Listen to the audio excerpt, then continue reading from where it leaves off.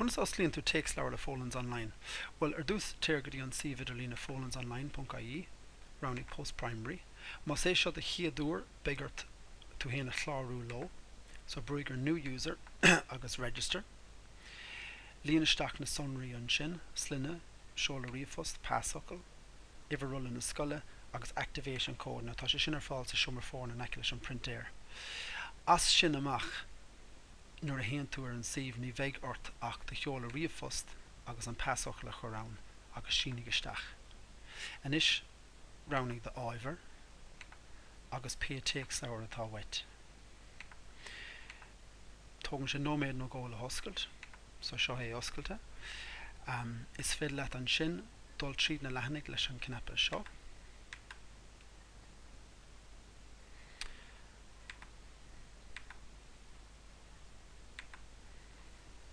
Mas má leat zoom isteach ar leith nach éigean, bruig an cnepa sin.